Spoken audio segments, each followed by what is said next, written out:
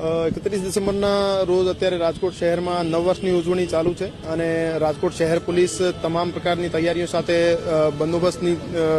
અત્યારે રોડ રસ્તા ઉપર કરી રહી છે અને રાજકોટ શહેરમાં 4 DCP Shri, 6 ACP Shri, 20 PI Shri અને 60 પીએસઆઈ શ્રી મળીને 1000 કરતાં વધારે પોલીસકર્મી અત્યારે રોડ રસ્તાઓ ઉપર ચેકિંગ કરી રહ્યા છે અને તમામ પોલીસ સ્ટેશન વિસ્તારમાં કોમ્બિંગની કામગીરી અત્યારે ચાલુ છે અને પોલીસ સ્ટેશન વિસ્તારના જે મેઇન રસ્તાઓ છે, એન્ટ્રી એક્ઝિટ પોઈન્ટ્સ છે, ત્યાં ચેક પોઈન્ટ અને નાકા લગાવીને બેરિકેડિંગ સાથે બ્રીથ એનાલાઇઝર મારફતે ડ્રિંક એન્ડ ડ્રાઈવના કેસો કરી દેવામાં અત્યારે ચાલુ છે અને આ સિવાય વાહન ચેકિંગ અને જીપીએક્ટ 135ના કેસો પણ કરી રહ્યા છે.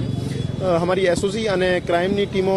જ્યાં જ્યાં પાર્ટીઓની મંજૂરી આપવામાં આવી છે અને જ્યાં જ્યાં પાર્ટીઓ યોજવાની શક્યતાઓ છે ત્યાં ચેકિંગ કરી રહી છે અને તમામ ગેરકાયદેસર પ્રવૃત્તિઓ ઉપર નજર રાખી રહી છે. એની સાથે સાથે એસઓજીની ટીમ પાસે એફએસએલની મદદથી એક ડ્રગ ટેસ્ટિંગ કિટ પણ આવ્યો છે, જેના મારફતે જે ડ્રગ કન્ઝ્યુમ કરીને જાહેરમાં ફરનાર વ્યક્તિઓની ચેકિંગ અત્યારે તાત્કાલિક કરીને એનો રિઝલ્ટ તાત્કાલિક મળે છે અને એના ઉપર એનડીપીએસ એક્ટ હેઠળ કેસો કરી શકાય છે.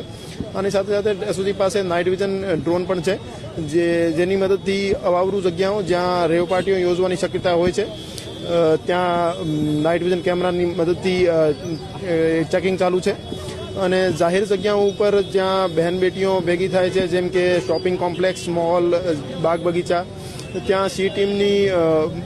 આપણા પોલીસ કર્મચારીઓ અને મહિલા પોલીસ સ્ટેશનના કર્મચારીઓ ખાનગી ગણવેશમાં રોમિયોગીરી કરનાર અને છેડતી કરવાવાળા માણસો વિરુદ્ધ પણ કાર્યવાહી કરી રહ્યા છે